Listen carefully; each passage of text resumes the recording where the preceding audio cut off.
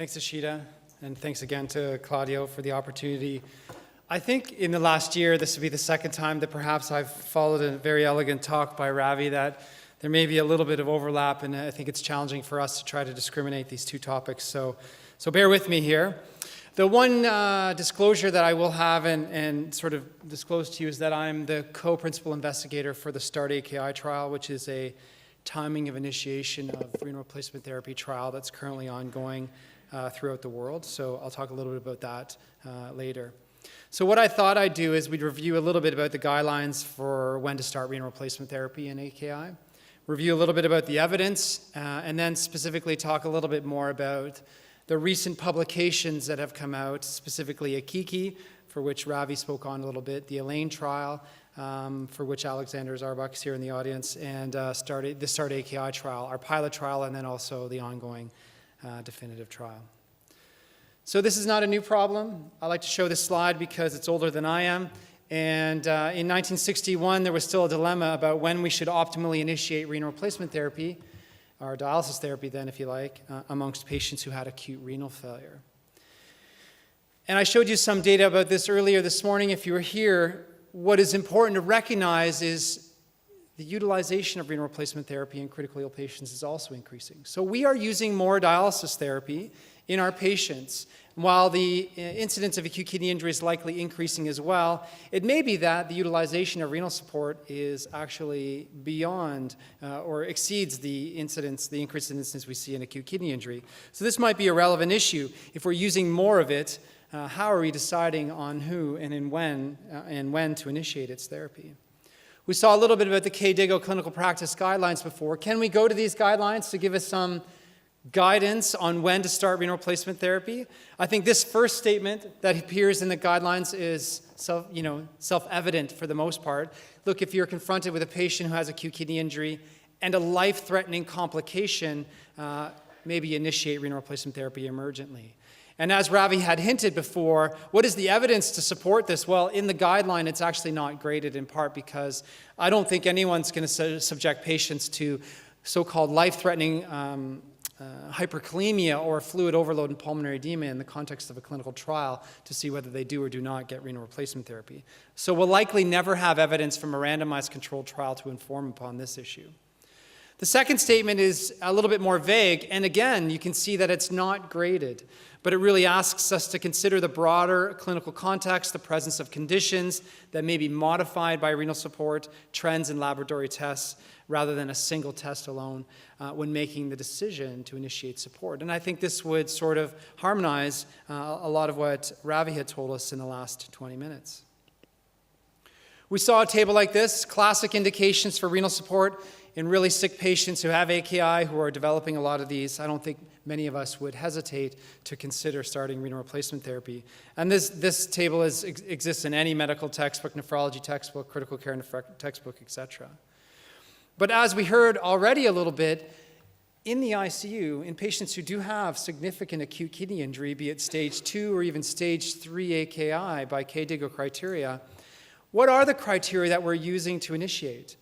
And what we've heard a little bit already is it's not necessarily those life-threatening complications that are most prevalent, most incident, that we are reacting to in our clinical decision-making. And in fact, in a study that we did, a multi-center study looking at, what are clinicians using as their criteria, we found that the classic sort of life-threatening complications were far less common. And in fact, it was more driven by oligoanuria and fluid overload. Importantly, as Ravi highlighted as well, many of these patients indeed had more than one criteria at any given time. All of them had, for the most part, severe acute kidney injury by KDIGO criteria, but they had the other complications, less so the life-threatening, more so in the context of their critical illness, fluid overload, oligoanuria, etc. So when you're considering when to initiate renal replacement therapy, should you just get on with it, or can you watch and wait carefully for patients to develop complications? Ask yourself, what is the benefits, perhaps, of getting on with it early? Well, you can certainly get better azotemic control, you can get better solute control of electrolytes and acid-base balance, you can get on top of fluid balance homeostasis. All these things, theoretically at least, could be modified if you started renal replacement therapy earlier. In addition, I believe that you could probably anticipate and or prevent overtly complications attributable to acute kidney injury if you were on renal replacement therapy. However, you have to recognize as well that there are risks with renal replacement therapy. It is an escalation in the intensity of support we provide to our patients. They need a dedicated central venous catheter. You expose their blood to an extracorporeal circuit, which is arguably fairly invasive. You often have to anticoagulate them with one form or another, and all forms of anticoagulation can have complications. Then there's the added things that we don't know as much about, like micronutrient depletion, clearance of antimicrobials, clearance of other vital drugs that we may not know how to appropriately dose when we're delivering our renal replacement therapy in the context of a patient who's critically ill and may have multiple organ dysfunction. It certainly adds to the resources at the bedside, and there is always the concern, perhaps, that if you initiate too early in a patient, you may disrupt the repair and recovery process that's ongoing in their kidney. You may not simply unload the kidney like we put a patient on a ventilator and we take over some of their work of breathing and allows their lungs to heal, if you like. No, in essence, the same sort of thing, while theoretically could happen in the kidney, it could also disrupt that repair process. So it's really a balance of decision to start based on indications and the perception, certainly amongst providers, of whether there will be greater benefit relative to the potential harm.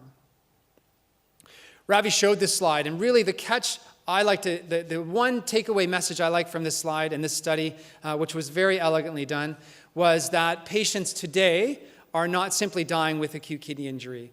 I like to believe that the complications that evolve as a consequence of AKI have an attributable mortality, so patients are dying of acute kidney injury. And I think that's the catch that I like to reinforce with respect to this study. There have certainly been some surveys that have tried to understand the practice that providers have, nephrologists, intensivists, around initiation of renal replacement therapy in critically ill patients with acute kidney injury. And I want to sum up these 3 surveys with these points here, which I think they all sort of harmonize together. The decision to start, based on our current evidence, is largely subjective, based on the spectrum of clinical information available to the provider and their bias. And let's be fair about that. We all have our own biases when we approach clinical decision-making about things like renal replacement therapy.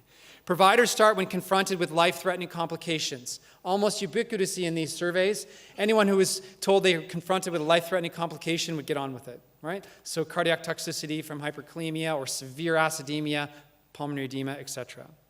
However, there was wide variation in the minimum severity of indications that would prompt starting renal replacement therapy across these surveys. So when providers or respondents were given various scenarios, there was wide variation in the thresholds that different providers would use to initiate renal replacement therapy. And many other factors went into the decision-making process that may not come out in a lot of the observational data that we look at to help guide our decision-making. So age was certainly one, and the burden of comorbidity, and this might get into a little bit about the decision-making and the suitability and appropriateness that Ravi talked about as well. But other things like the responsiveness to a diuretic challenge and whether you're able to manage fluid and or electrolyte imbalances. Illness severity in general, very, very sick patients, lower threshold for initiation of renal support, in particular in the context of multi-organ dysfunction. But also the prescribing service and the time of day and the day of the week. All of these things actually came out and can contribute to operational and system factors that contribute to delays in initiation of renal replacement therapy, whereas in other circumstances it would be initiated right away. There are a lot of observational studies that have tried to address this issue. When should we optimally initiate? And I would argue that while a lot of these studies actually give us some indication that earlier may be better, many of these studies are secondary analyses of cohort studies, secondary analyses of randomized clinical trials whereby this was never the sole question that it was trying to address. They are susceptible to selection bias. They are susceptible to wide variation in how timing of initiation of renal support, in fact, was defined and operationalized. Many of the studies are retrospective. So my sense is that we're not going to glean a lot of high-quality information about how to initiate renal replacement therapy from observational work. And very recently, in the last couple of weeks, a sort of an updated systematic review was published on this very issue that unfortunately excluded AKI and Elaine, but really tried to summarize the available data and really concluded for the most part that observational data is driving the effect to some extent to suggest that renal replacement therapy started early is associated with improved outcomes. 2 small randomized trials have previously been published on this issue. One was a number of years ago by Catherine Booman and colleagues, a 2-center trial, largely done in cardiac surgical patients. Very high survival amongst this group, higher than expected, and basically didn't show any difference between early and later initiation. And then another trial done in India, again, in a different resource setting than Catherine's trial, basically also didn't show any evidence of survival benefit with early versus late based on levels of azotemia at the time of initiation of renal support. So what is the problem? The problem is that the optimal timing of renal support in critically ill patients with AKI is uncertain. I think there's little consensus to guide our clinical practice around this issue. There's wide variability in the timing of when to initiate renal replacement therapy, and I think surveys and observational data have been very good at illustrating the variability that exists. And I believe this is an important knowledge gap that's certainly in need of higher quality evidence. Now, that being said, my colleague Ron Wald and I have been working for the last several years on a program of research dedicated to this very issue, and we recently published a pilot study that was really aimed at being a feasibility study for a larger trial called the START AKI trial in collaboration with the Canadian Critical Care Trials Group in Canada. And we randomized 100 patients, 12 centers, really looking at feasibility outcomes. We enrolled patients who were adult, admitted to an ICU, who had at least evidence of severe acute kidney injury based on these criteria, and who the clinicians believed would not develop an absolute indication for renal replacement therapy within the subsequent 24 hours. So we randomized patients to basically accelerated initiation of renal replacement therapy as a strategy versus a strategy of standard initiation, which would really be leveraged on, a watch and wait if complications start to evolve, such as these here, to initiate renal replacement therapy. And I'm just going to show you a little bit of the data on this trial before I introduce some more. Here you can see the accelerated and the standard arms, again, 100 patients. And things to highlight, this is a fairly sick population of patients, right? SOFA scores are around 13. Majority of patients were mechanically ventilated, over 90%, over 80% on vasoactive support. Their serum creatinines were around 300 at the time of enrollment in the trial. And one of the other unique features that we tried to do in this trial as well, and was done also in the Elaine trial, was that we tried to use a kidney damage biomarker point of care to inform us about whether patients had evidence of kidney damage yet may not have manifest elevations in serum creatinine or developed severe oligonuria. So we used a whole blood plasma NGAL, and what we found is in all the patients that we enrolled in the trial effectively, the NGALs were above, at least half of them were above the upper limit of detection of the assay. So we believe that we enrolled the correct population of patients. They all had evidence of AKI. They all had evidence of kidney damage, at least by this biomarker. But we're not convinced that, based on this, that this biomarker had really great utility for being able to discriminate patients who would or would not benefit from the trial. When you look at the initiation of renal replacement therapy, there's a couple things to note. You can see that there were some differences between the two groups. So obviously some time had elapsed, and you can see that while the SOFA scores were the same, patients who were in the standard arm, where time elapsed, more oliguric, they had elevations in their creatinine and urea relative to the early initiation group, although their electrolyte panel was largely equivalent. And what was interesting in our trial is we found approximately 25% of patients actually survived and did not receive renal replacement therapy amongst the standard arm of the group, compared to 100% who got it in the accelerated arm. So that does bring into question, again, whether some patients in the early accelerated arm may have received renal replacement therapy unnecessarily. But I don't think that's necessarily a negative aspect of the trial when the trial is trying to understand whether that early initiation, in fact, improves patient outcome, right? So it may be a risk-benefit sort of scenario. You can see we had good temporal separation between our two arms, about 24 to 40 hours. Our mortality rates are around 37, 38% overall. Again, we don't expect to see a difference in mortality with such a small pilot trial, but we did see feasibility across all our predetermined outcomes. And I can tell you that we've moved on now to do the definitive trial. ICU stays and hospital stays were a little bit different between the two arms. And again, this is sort of favoring the accelerated arm. We'll see if that bears out in future evidence. This is just basically a graph that shows you the proportion of patients who received renal replacement therapy.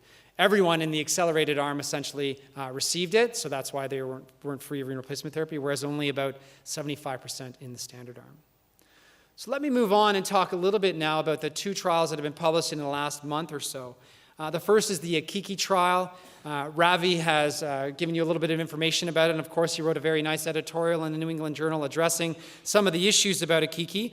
31 site trial, unblinded, randomized clinical trial in 620 critically ill patients, of whom all achieved K-to-go stage 3 AKI, who were supported with either mechanical ventilation and or vasoactive support. And really, this was two strategies, two approaches to initiation of renal replacement therapy. The first was renal replacement therapy was initiated within 6 hours of achieving K-to-go stage 3 AKI. The delayed strategy was really renal replacement therapy in the setting of complications having evolved from AKI. And they looked at mortality at 60 days. Now, this is the eligibility criteria. So these criteria here would basically exclude patients from the trial initially, but the nice thing about the trial is these criteria were also the criteria for initiating renal replacement therapy in the delayed arm of the trial. So if a patient who was enrolled in the trial and didn't have these at baseline and then developed one of these in the delayed arm, they would have their renal replacement therapy initiated. And we've already seen these graphs here. Importantly, mortality was about 50% in both groups, no significant difference. There was clear separation between initiation of renal replacement therapy between the two groups in excess of 50 hours. But the remarkable finding, I think, that caught everyone's attention was that in the delayed arm, approximately 51% of patients, actually only 51%, received renal replacement therapy. So there's the argument here that this delayed strategy perhaps saved 49% of patients from actually receiving renal replacement therapy, and yet their mortality was no different. But what about that delayed group? I think it's important to recognize that these patients, and Ravi showed you this data as well, these patients needed a lot of escalation in their support, their medical support, to manage the complications of AKI. As time ticked by, they developed hyperkalemia, they developed fluid overload, they developed acidosis, and you can see the differences in the proportion of patients in the two arms who needed interventions to manage those complications. And then there's just some other subtle differences between the two arms in the trial that I think are worth highlighting.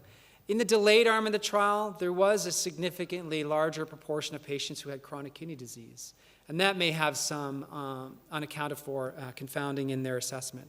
In the delayed arm as well, non-renal replacement therapy related hemorrhagic complications were more common.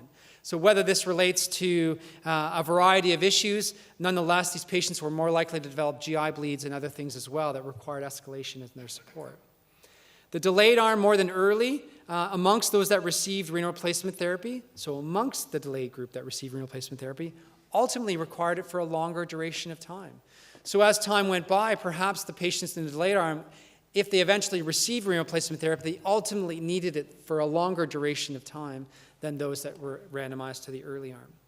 And then Ravi did show you a little bit about this as well, the effect modification by whether you received renal replacement therapy or not, stratified across the two strategies. In the early arm, the 60-day mortality was 48%, but in the delayed arm, stratified by whether you received renal replacement therapy or not, you can see there was a large difference in mortality. And part of this may relate to the fact that patients who were randomized to the delayed arm, some of these patients actually got well very quickly and actually recovered their function and left the ICU. Whereas an alternative group actually were very, very sick, deteriorated to some extent, required escalation in their support to manage complications of AKI, ultimately started renal replacement therapy and had a higher observed mortality. And the AKI investigators actually looked at this in particular, and you can see it's largely driven by illness severity. And that's likely what's happened then. Some patients just got well very quickly and didn't need any escalation and support. Other patients remained or got sick very quickly, needed escalation and support, and they were more likely to die. Which brings me to the Elaine trial, which was published in JAMA probably 5 days after AKI, Alexander? Yeah. And again, another very, very elegant trial that addressed a very similar issue, which was when to optimally initiate renal replacement therapy in the ICU. Single-center trial, unblinded, 231 critically ill patients who had fulfilled at least KDIGO stage 2 AKI, plus had a plasma NGAL value greater than 150, and one of a variety of other complications that occur in critical illness, sepsis, needing vasoactive support, had refractory fluid overload to diuretic therapy, worsening SOFA score, etc. And the interventions here were not necessarily strategies per se, but these were somewhat strict criteria for the initiation of renal replacement therapy. So in the early arm in this trial, patients were initiated on renal replacement therapy within 8 hours of fulfilling KDIGO stage 2. In the delayed arm, different than AKI, in the delayed arm, what you see here is that renal replacement therapy was started within 12 hours of fulfilling KDIGO stage 3. What's interesting to me is the early arm, the delayed arm in Elaine is basically the early arm in AKI, which makes some comparability challenging. And this trial looked at 90-day mortality. And what was interesting in this trial is that they actually showed a significant difference in mortality at 90 days. Approximately 15.4% absolute difference in mortality in favor of the early initiation group compared with the delayed group. So a couple of observations as well. The early group, when compared to the delayed group, it seemed to contribute to a lower duration or a shorter duration of renal replacement therapy by approximately 18 days. Greater renal recovery by approximately 15%. However, this was not significant after excluding deaths that had occurred through 90 days. Shorter duration of mechanical ventilation, though no difference in ICU stay. And a decrease in hospital stay by approximately 37 days, absolute. Those are big differences in outcome related to an interventional strategy around the timing of initiation of renal replacement therapy for certain. A couple of other observations about Elaine. This was mostly a surgical trial. Included approximately over 80% of patients were surgical, and about 50% of them, in fact, were cardiac surgical. The eligibility criteria of plasma NGAL here again, using plasma NGAL to screen out patients who may be at low risk of AKI was only utilized in 3 out of the 604 patients that were screened. So again, similar to our pilot study, I'm not sure the value of plasma NGAL in this particular setting, either this particular assay for this particular indication at this threshold or for this particular setting. In the delayed arm of Elaine, 9.2% of patients did not receive renal replacement therapy, compared to 25% in START AKI pilot, compared to 49% in Elaine. Or in AKI, excuse me. In the delayed strategy, again, of Elaine, only 15.1% actually developed that acute indication, absolute indication for initiation of renal replacement therapy. So this was really looking at the differences between KDIGO stage 2 and KDIGO stage 3 in terms of using those as targets for initiation of renal support. And the observed effect, the 15.4% absolute reduction in mortality, may be implausibly large, and in fact stated by the authors in their paper, likely inflated as suggested. Okay, so one of the things that I think needs to be recognized, and this was an editorial written by John Prowell in KI last year, was really looking at patients who develop stage 2 AKI and the impact that renal replacement therapy will have on it. And the risk that if we use stringent criteria to initiate renal replacement therapy, either early or delayed, we run the risk potentially of some practice misalignment and heterogeneity in treatment effect. That would suggest that we are forcing patients who are likely to recover very quickly and don't have significant severity of illness to initiation of renal replacement therapy and vice versa in the more delayed arm. And this might create some practice heterogeneity and wash out any significant effect that the intervention may have. So here's just a table that puts together a little bit about the 3 trials that I know that are ongoing, and there's one additional trial in France that hopefully will be done very soon called the IDEAL ICU study. But you can see Elaine and AKI, and you can see the comparative differences in their eligibility criteria. So in Elaine, KDIG goes stage 2 for early, KDIG goes stage 3 for delayed. In AKI, you can see it was KDIG goes stage 3 for early and specific criteria for delayed, so it was more of a watch and wait approach. And I can tell you in our ongoing START AKI trial now, we split the difference, interestingly enough. And so we are looking at KDIGO stage 2 as a early accelerated initiation of support compared with specific criteria, so patients who develop complications that may be attributable to increased risk for death associated with AKI. So to conclude, the issue of when and in whom to optimally start renal replacement therapy in the absence of life-threatening complications has been an important knowledge gap. The decision to start should balance the perceived benefits and risks to patients, their preferences, and some individualization of their care, of course. AKI and Elaine trials were both very well conducted, very transparent trials that have certainly informed us about this issue and have contributed to closing this evidence care gap. But I do believe that there are additional trials, given their dichotomous outcome nature, additional trials are needed, and I know of at least 2 additional trials that are ongoing that will address that issue, one of which is START AKI. If anyone has questions about this or would be interested in participating, please let me know. I'd be happy to talk to you later. Thanks very much for your time.